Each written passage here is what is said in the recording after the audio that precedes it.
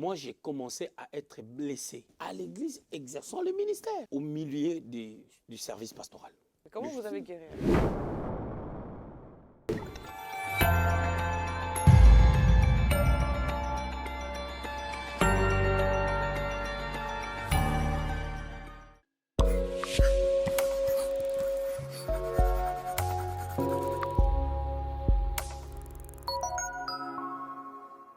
Chers internautes, bonjour, bonsoir, dépendamment de l'heure à laquelle vous suivez l'émission. Bienvenue sur votre chaîne 100% prophétique, la chaîne Exaucé Lungu TV qui vous procure la vie en Jésus-Christ. Je suis ravie de vous revoir à nouveau et je ne suis pas seule, je suis avec notre invité, l'évêque Exaucé. Bonjour. Bonjour, Joy. Comment allez-vous? Gracieux, grâce à toi. Très bien, merci, par la grâce de Dieu. Que Dieu te bénisse. Amen. Alors aujourd'hui, nous voulons parler d'un fléau que nous avons remarqué dans les églises. Ce sont les blessés dans les églises. Certains les appellent même les blessés de guerre. Je pense qu'en tant que pasteur, dirigeant d'église depuis de nombreuses années, vous en avez certainement rencontré dans votre parcours. Bon, certainement. Certainement. Déjà, là où les gens vivent, il y a toujours des problèmes. Exactement. C'est normal. Exactement. Alors, c'est le sujet que nous avons souhaité développer pour peut-être permettre à quelqu'un de guérir de ses blessures, parce que Jésus avait dit qu'il était venu pour guérir les cœurs brisés. Et nous croyons qu'au travers de cette émission, quelqu'un sera peut-être guéri de ses blessures. Alors, avant d'entrer dans le vif du sujet, j'aimerais savoir quelle est votre définition d'un blessé. Qu'est-ce qu'une blessure? Bon, une personne blessée est une personne, bien entendu, qui a des blessures. Nous ne parlons pas de la blessure extérieure, par contre. Effectivement. Nous ne parlons pas de blessures extérieures, mais nous parlons des blessures intérieures. Exactement. Alors, je dirais, une blessure, c'est une plaie qui arrive en fonction des coups qu'on reçoit. Parlant des gens des blessures naturelles, on va remarquer que lorsqu'on reçoit des coups, il se fait qu'il y a une contusion interne d'abord et qui fait mal et qui peut avoir des manifestations extérieures. C'est là où on voit que non, la blessure est à l'intérieur, mais la peau change de couleur, la peau rougit, il y a des bleus, ou plus encore, la peau s'ouvre carrément. La blessure intérieure devient aussi extérieure. Parlant maintenant des blessures cœur, des blessures des lames, je dirais, il arrive que l'homme reçoive des coups par des paroles, par des réactions, du fait qu'il y a des problèmes entre hommes, entre humains, et cela engendre des blessures. Mais non, malheureusement, si on n'est pas guéri de ces blessures, un blessé blesse. Effectivement. Et vous avez bien justement noté qu'un blessé blessé. Est-ce qu'il arrive que dans nos églises, on se dit souvent que les églises sont comme des hôpitaux où toutes les personnes qui fréquentent les églises ont une maladie quelconque. Pour certains, ça peut être les blessures intérieures, pour d'autres, ça peut être leur vécu, peu importe. On a chacun un vécu et on vit avec ce vécu à l'église. Mais qu'est-ce qui fait que ceux qui viennent à l'église blessent les autres? Très bien. Le problème déjà, nous devons savoir, lorsqu'on vient à l'église, on vient à l'église en tant que qui? Ça, c'est déjà la première des choses. C'est-à-dire, lorsqu'on vient à l'église, on doit comprendre qu'il y a de ceux-là qui viennent à l'église, ils sont déjà, en guillemets, sauvés à l'extérieur. Ils se retrouvent dans une ville, ils cherchent une église. D'autres personnes viennent pour la conversion. D'autres personnes, ils viennent connaissant Jésus à leur manière, sans pour autant qu'ils manifestent réellement la vie de Dieu. Maintenant, le problème qu'il y a là, lorsqu'on se retrouve dans une église, l'objectif, c'est d'abord de connaître Jésus et de placer Jésus à la première place. C'est pour cela, moi, je trouve que c'est très important, lorsque nous recevons de nouvelles personnes au sein de l'église, d'étudier leur niveau spirituel et de connaître leur parcours. Ils viennent d'où? Qu'est-ce qu'ils connaissent? Qu'est-ce qu'ils ne connaissent pas? Est-ce qu'ils connaissent les fondamentaux de la vie chrétienne? Et à partir de là, ces personnes-là doivent passer par des enseignements qu'on appelle les affermissements pour leur faire connaître qui est Jésus, les saluts, pourquoi être sauvé, la nouvelle naissance, la conversion, la repentance, le pardon, le péché. Toutes ces choses-là, ce sont des bases qui permettent aux gens d'avoir une ouverture d'esprit pour savoir comment vivre maintenant dans le christianisme. Et à ce niveau, on éradique certaines choses parce que la Bible déclare dans Galates chapitre 2, le verset 20, ce n'est plus moi qui vis, mais c'est Christ qui vit en moi. C'est-à-dire lorsque Christ vit en toi et que tu en aies conscience, tout commence par là. Mais là, les gens viennent à l'église, ils sont venus chercher des solutions, on ne les prépare pas, on ne les affermit pas, ils ont loupé l'étape d'affermissement. C'est comme quelqu'un qui commence l'école en 6e année primaire, qui commence l'école à l'école secondaire pendant qu'il y a l'école primaire, il y a la maternelle. C'est ça déjà le problème. Tout commence par là. Vous avez épinglé quelque chose d'important. Pourquoi et comment est-ce que les gens viennent à l'église? Parce que souvent, ce qu'on entend parmi des personnes qui ont été blessées, qui finalement finissent par quitter les églises, on en reviendra peut-être plus tard, ces personnes souvent disent qu'elles sont venues à l'église, elles n'ont pas trouvé l'amour. Elles n'ont pas trouvé l'amour parmi les membres, ou des fois elles accusent même peut-être des ministres de Dieu ou des serviteurs de Dieu dans les assemblées de ne pas avoir su démontrer l'amour de Christ. Et c'est ce qui fait que ces blessures, du coup, peut-être qu'ils existaient déjà, ont été encore vivifiées par leur expérience dans les églises. Maintenant, le problème qu'il y a là, je suis venu dans une église, je n'ai pas trouvé l'amour. Est-ce qu'en venant dans cette église, qui m'a envoyé? Est-ce que j'avais reçu un message de la part de Dieu pour s'engager dans une église? N'allons pas dans des églises parce que c'est dans notre quartier. Mais allons dans des églises parce que le Seigneur nous a envoyés dans cette église. L'église peut être à 1 heure de chez toi. Si c'est là-bas que Dieu t'a envoyé, fais le trajet. Parce que si c'est pour l'argent, tu vas le faire. Tout commence par là. Avant de s'engager pour être membre dans une église, tu sais, tu peux être sauvé dans une église. Ok, tu es sauvé, tu reçois Jésus comme Seigneur et Sauveur. Mais ce n'est pas là que le Seigneur veut que tu sois. Maintenant, déjà, il y a beaucoup de personnes pour lesquelles le problème se pose déjà là. Quelqu'un qui est vraiment nouvellement converti, comment est-ce qu'il peut avoir la capacité de savoir que Dieu l'envoie dans X ou Y? Voilà, c'est une très très belle question. Moi, je dirais, qui a déjà appris à son enfant comment marcher? Qui a appris à son enfant comment, excusez-moi, comment faire pipi? Ou les grands besoins? Tu comprends? Qui a appris à son enfant bébé, ok, bébé, l'enfant vient de naître, et puis tu verras, la maman lui donne le sein maternel, l'enfant commence à, l'enfant exerce une force pour manger, pour avaler le lait maternel, tu comprends? En nous, il y a quelque chose de divin. Je dirais, dans une église, lorsqu'on reçoit de nouvelles personnes, on doit parler avec de nouvelles personnes, connaître, c'est pour ça que je disais tout à l'heure, tout commence déjà du fait que, prenons cette réalité que je viens de développer tout à l'heure, mettons ça de côté, qu'on a un pas à faire. Mais les pas là commencent par l'église. Je disais tout à l'heure, je viens à l'église, ok? On doit savoir, je suis venu, pourquoi, comment, qui m'a invité, comment j'ai connu l'église. Il y a des personnes qui doivent recevoir de nouvelles personnes. À ce niveau, on va situer déjà les gens. On va savoir que non, celui-là n'a jamais reçu Jésus. Celui-là vient peut-être d'une religion qui ne croit pas en Jésus. L'autre est là, c'est un athée. L'autre est là, vient d'une église quelconque. Alors, par ricochet, maintenant, on doit essayer de voir maintenant leur niveau spirituel. Et à partir de là, il y aura un travail qui va commencer. Parce qu'on va dire à ces gens, si tu n'as pas l'église, restez ici. Moi, j'ai une phrase que j'ai dit aux gens. J'ai dit toujours aux gens, il faudra maintenant demander à Dieu que Dieu te montre si c'est ta place. Et puis, on va t'encadrer. Nous procédons de telle manière lorsque nous recevons de nouvelles personnes.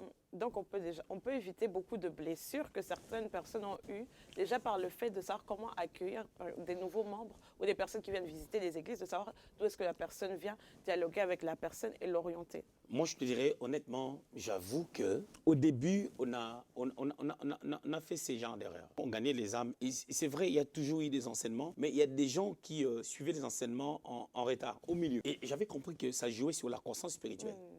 Et tu peux remarquer dans certaines églises, il y a un déséquilibre des fois entre les anciennes et les nouvelles personnes. Les nouvelles personnes, lorsqu'on essaye de mettre en place une certaine façon de fonctionner, il y a des gens qui restent. Ils sont là depuis longtemps à l'église, mais ils restent. Alors, pendant un bon moment, qu'est-ce qu'on a fait? À chaque fois que les nouvelles personnes viennent, on parle avec eux, on les prépare. Dès qu'ils atteignent un certain nombre, on commence avec les enseignements, avec les affermissements. Ce n'est pas moi qui le fais. Il y a des gens qui le font. Il y a Pasteur Eric, il y a des berchers, tout ça, qui s'occupent de ça pour affermir ces gens-là. Et puis après, ils vont atteindre un certain niveau qui va déjà les permettre de comprendre ce qu'on enseigne à l'église. Et comme aujourd'hui, avec la nouvelle technologie, il y a des vidéos sur Internet, même ceux qui n'avaient pas compris, ils vont commencer à rattraper ça parce que les messages sont sur les nets en ayant déjà des bases qu'on les a placées. On va les connaître et ils vont comprendre aussi la vision de l'Église et la vision du Seigneur Jésus-Christ. Je crois que cette manière de faire des choses nous permet de situer déjà les chrétiens. Ça va nous permettre de commencer à éradiquer certains problèmes qui amènent des blessures intérieures. Parce que à la base, les blessures sont aussi liées au manque de connaissances des personnes qui ne vivent pas pleinement leur vie chrétienne en abandonnant les œuvres mortes ou les œuvres non dignes de la repentance. Nous, les pasteurs, nous sommes trop embourbés par la pression des âmes, le désir de pouvoir expérimenter un changement dans la vie des gens pour que les gens témoignent, pour que les gens voient les miracles, pour que les gens expérimentent. Je ne suis pas contre les miracles, mais la Bible dit, ils seront tous enseignés de Dieu. Ceux-là qui sont assis dans la parole, c'est comme une maison qui est construite avec des bons fondements. Mais ceux-là qui ne sont pas assis dans la parole, c'est comme une maison construite sur les sables. Et lorsque les vents viennent, la Bible déclare, lorsqu'il y a le vent, la maison va s'écrouler. On a parlé comme du leadership, de la pastorale. Maintenant, pour revenir aux serviteurs et aux servantes dans la maison, parce qu'il y a des âmes qui pointent du doigt des serviteurs ou des servantes, ou peut-être leurs responsables d'équipe, disant que ces personnes les ont blessés. Et il y a des personnes qui ont eu tellement peut-être de conflits qu'ils ont décidé de carrément se retirer des églises. C'est-à-dire ils demeurent des croyants, mais ils ne veulent plus fréquenter des assemblées. Qu'est-ce qu'on peut faire? Qu'est-ce qu'on peut faire au niveau peut-être du leadership pour éviter à ce qu'on blesse les âmes? Très bien, ça c'est très important. La Bible est en train de dire qu'il ne faut pas confier précipitamment des responsabilités aux gens qui sont nouvellement convertis. À ce niveau, je vais vraiment sortir un peu la pensée de son contexte. C'est vrai, l'ancienneté dans la vie chrétienne joue un rôle, mais on peut aussi comprendre qu'il y a des gens qui sont convertis il n'y a peut-être pas très longtemps, mais ils ont la vie de Christ en eux qu'ils manifestent. Ça, c'est aussi une réalité. Donc, c'est pour dire qu'il faut une étude minutieuse des personnes auprès de qui on confie des responsabilités. Ça, déjà, c'est quelque chose de très important. Ça nous évite déjà certaines choses, ça nous évite certains problèmes. Surtout l'histoire des titres, la titromanie. C'est-à-dire, les gens sont à l'église, quelqu'un manifeste un don, il est prophète, tout de suite, on l'appelle prophète, pendant que c'est un poids, c'est une charge, c'est un joug qu'il ne pourra peut-être pas porter. Et lorsque la personne va déconner, automatiquement, on commence à les juger en fonction de son titre. Donc, les gens qui sont nouvellement convertis, il faut attendre pour leur confier des responsabilités. Non pas parce qu'ils sont mauvais, mais le fait qu'ils ne soient pas restés en Christ pendant un bon moment peut les tirer vers les bas. Il y a aussi un cas où les personnes qui sont à l'église depuis un bon moment, qui manifestent un mauvais comportement. Ça devient un problème de l'absence de croissance. Il est important que nous, l'Église, nous puissions savoir le besoin des âmes, c'est Christ, plutôt que le besoin des âmes soit ce qu'ils veulent forcément. Je veux être guéri, je veux le mariage, je veux ceci, je veux un emploi, je veux la promotion, je veux ceci, je veux cela. C'est ça déjà qui nous tue. Et chaque personne veut garder les âmes en fonction de ses appréhensions. Si vraiment on doit recycler nos églises en commençant par affermir les personnes qui viennent. Quand je parle d'affermissement, il y a deux volets. D'accord.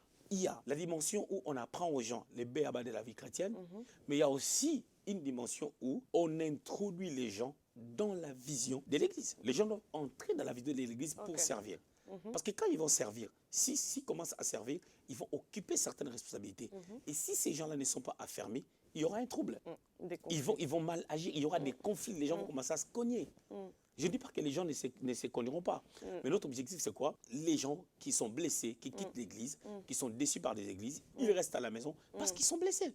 Mais maintenant, si on est affermi au travers de la parole, quelque chose qui blesse peut venir, ça ne te blessera pas. On peut ne pas être content sans être blessé. Ok, c'est très intéressant ce que vous dites parce que souvent les personnes qui sont blessées demeurent dans cet état d'être blessées. Il y a des personnes qui ont des attentes très élevées, qui se disent, comme je viens à l'église, comme ce sont des personnes croyantes, des personnes qui croient en Jésus, Jésus est parfait, donc toutes ces personnes doivent être parfaites. Surtout les personnes qui tiennent le micro, on a des attentes très élevées par rapport à ces personnes. Le problème déjà est que quand je viens dans une église, je dois regarder à Jésus et savoir que c'est mon église. C'est-à-dire, si j'ai l'approbation du Seigneur que c'est mon église, déjà tout ce qui se passe autour, je dois passer au-dessus. D'accord. Ça, c'est la première des choses. La deuxième des choses, il faut comprendre que lorsque les gens se plaignent, est-ce qu'eux-mêmes, ils sont corrects? C'est la question. Il y a aussi cette réalité. Il y a des gens qui cherchent la petite bête. Comment tu peux venir dans une église pour chercher, je cherche l'amour? Comment je peux venir dans une école de formation quelconque, j'étudie pour chercher l'amour des professeurs? Tu comprends? C'est une très bonne question. Quelqu'un d'autre va dire que non, l'église n'est pas une école, mais j'ai dit que l'église est une école qui nous prépare pour l'enlèvement. C'est-à-dire, l'objectif, c'est d'abord de savoir est-ce que c'est là où Dieu t'a placé. Ça, vraiment, j'insiste là-dessus, parce que plusieurs personnes viennent dans des églises parce que ma mère copine, mon mère copain prie là-bas. 2, parce que ma mère prie là-bas, mon père prie là-bas. Parce que la musique est bonne. Voilà, parce que la musique est bonne.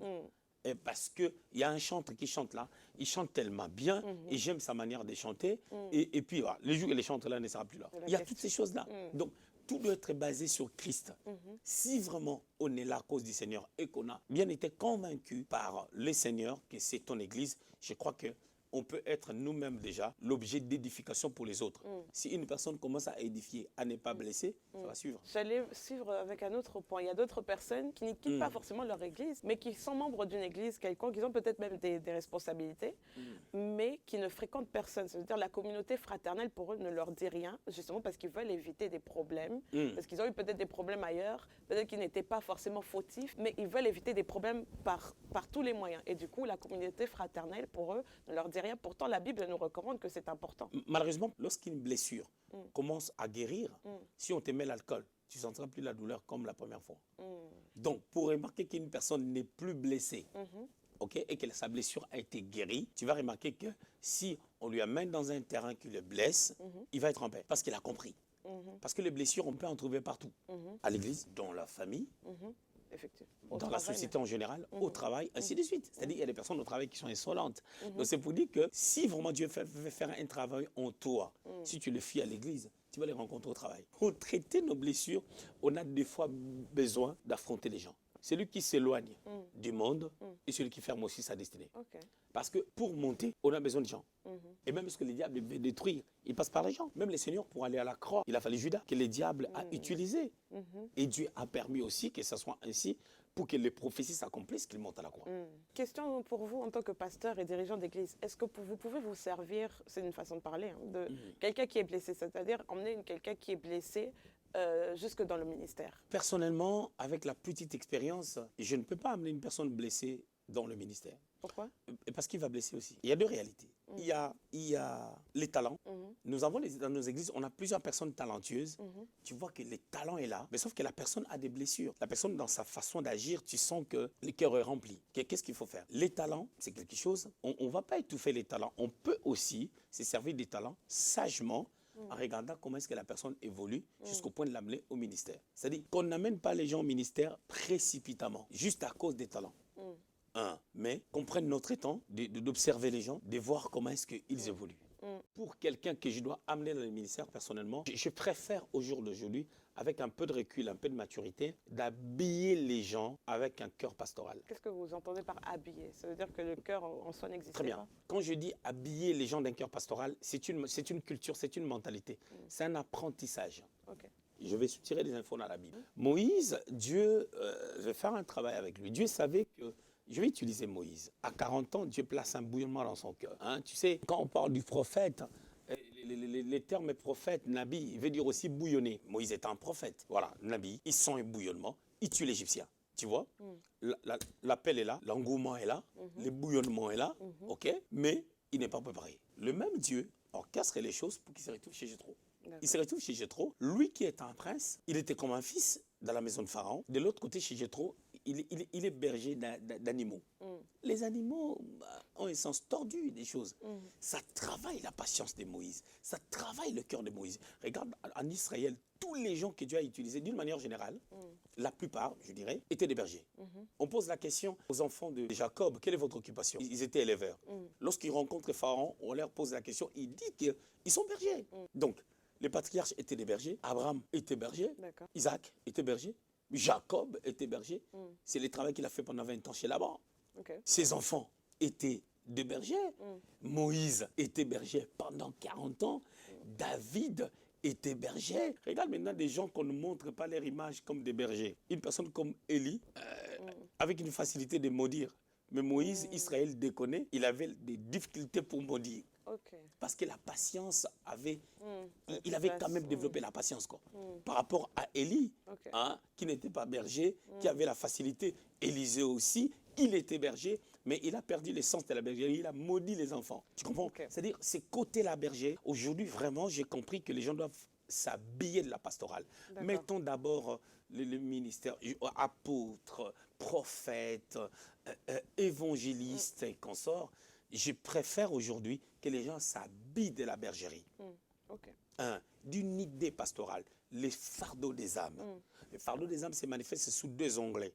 Premièrement, les âmes qui meurent à l'extérieur, et les âmes qui sont à l'intérieur, qui ont besoin d'un traitement, ils ont besoin d'être soignés. En grandissant dans la foi chrétienne, il y a eu des choses que je me suis permis de dire, il y a des années en arrière qu'aujourd'hui, je ne dirais pas. Face à la responsabilité d'abord pastorale au milieu des âmes. C'est-à-dire, il y a eu des choses qu'on a dit il y a des années en arrière. Tu dis, ah non, ça, j'aurais pas pu dire ça. Juste parce que c'est une vérité mal dite, par exemple.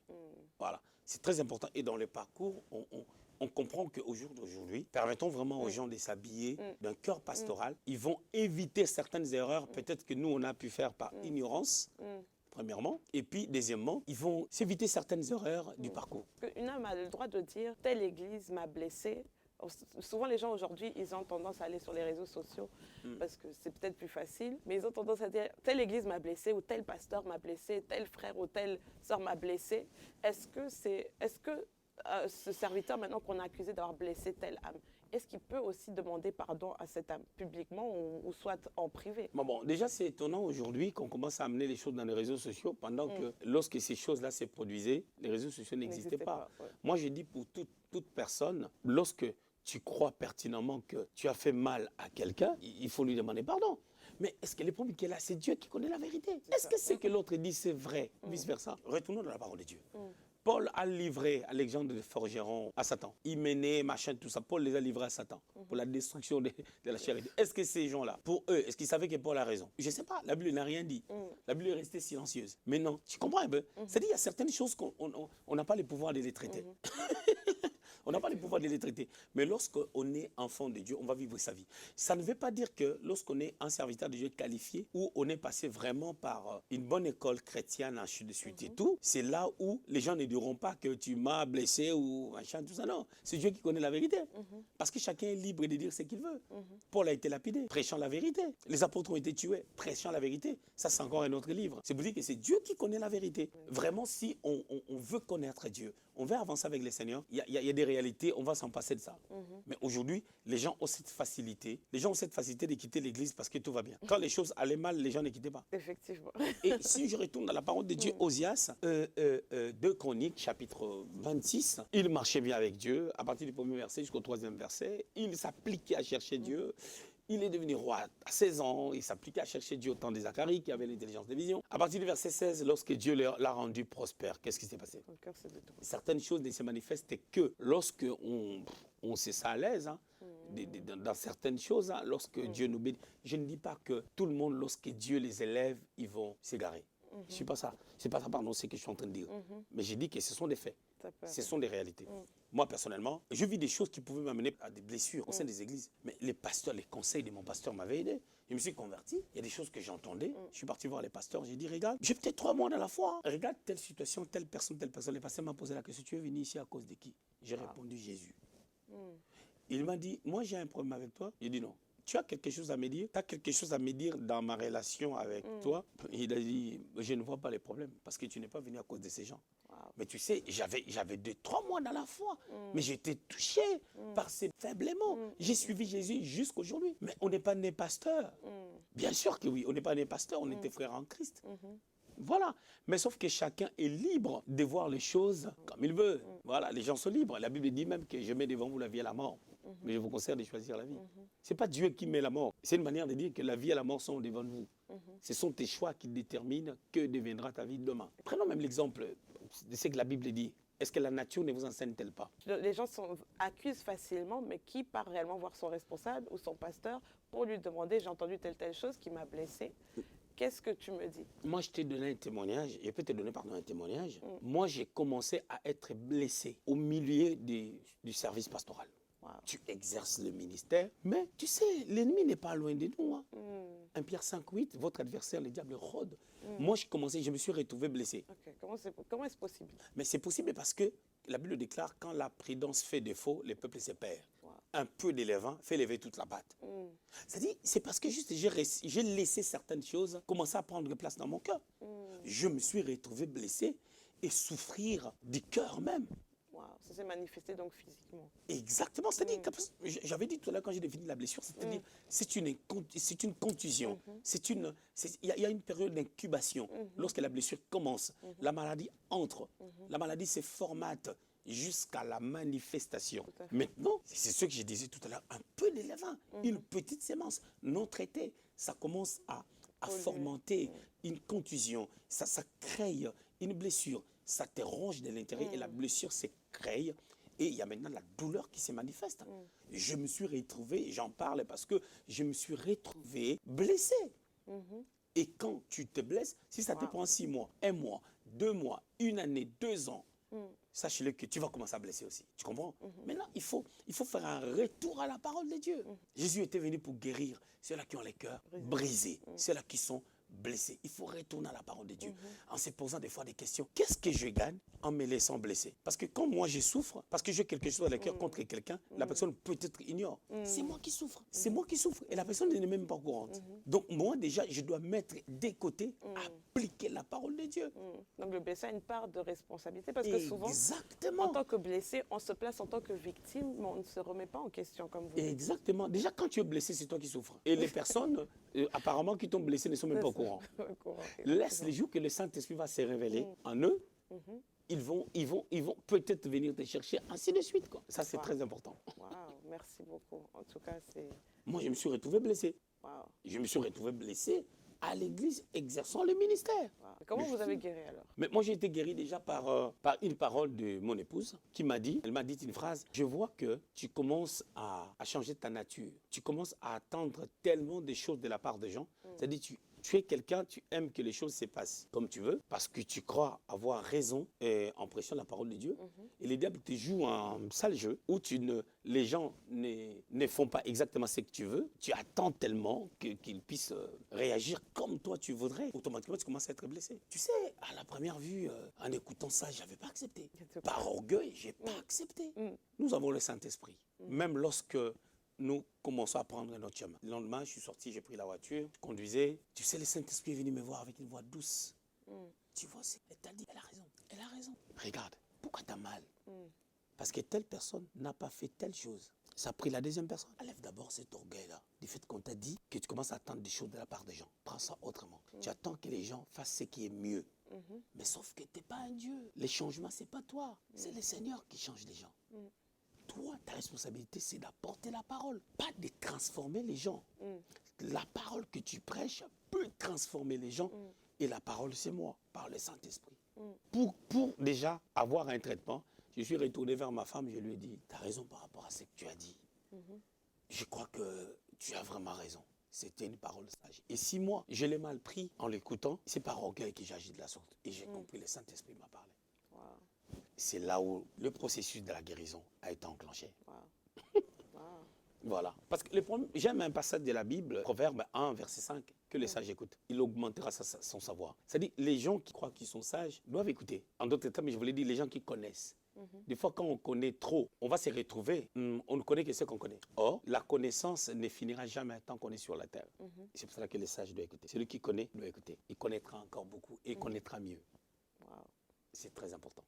C'est très, très, très enrichissant. Je dirais peut-être, juste en 2 mots, qu'est-ce que vous diriez aux personnes qui se sont vraiment entièrement retirées des églises à cause de leurs blessures? Je vais commencer par les églises et puis finir par d'autres personnes. D'accord. Les églises, ne faisons pas 2 choses qui sont mauvaises. La première, forcer les gens à venir à l'église. La deuxième, supplier les gens à venir à l'église. Ne faites pas ça. C'est Dieu qui touche. Ce sont des gens qui ont besoin de Dieu, plutôt que Dieu avoir forcément besoin des gens. Dieu a prévu un plan du salut et le salut touchera les âmes par sa grâce. Quant aux chrétiens qui ont abandonné les églises, il y a devant vous la vie et la mort. Le niveau que tu as atteint, la paix que tu ressens sans fréquenter l'église est éphémère. La Bible déclare, malheur à celui qui fait des projets sans Dieu. Parce que subitement, lorsque les gens diront paix et sûreté, soudainement, une ruine pourra venir.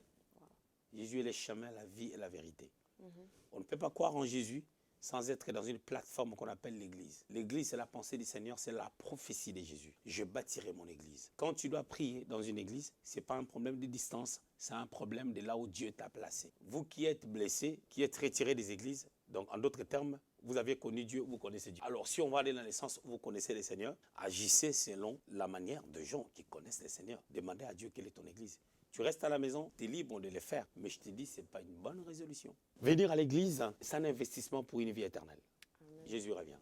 Merci beaucoup, évêque.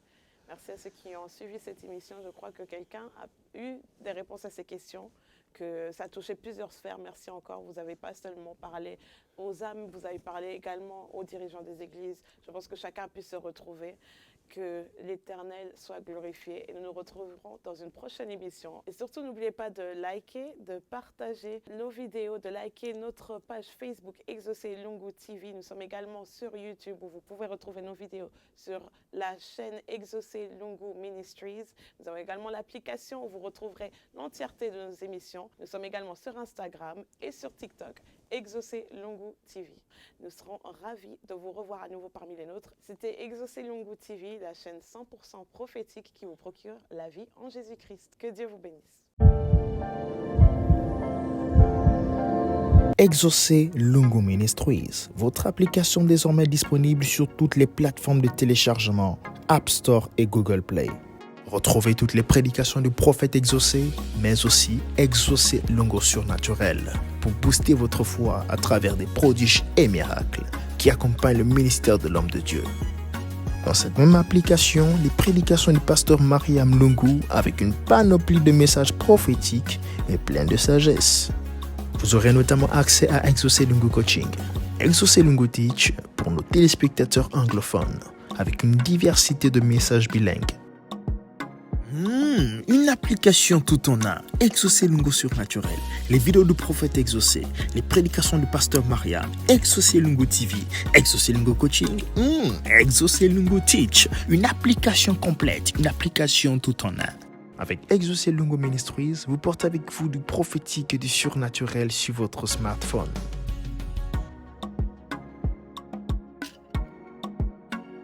Exaucé Lungu Ministries, une application pour une meilleure croissance en Christ.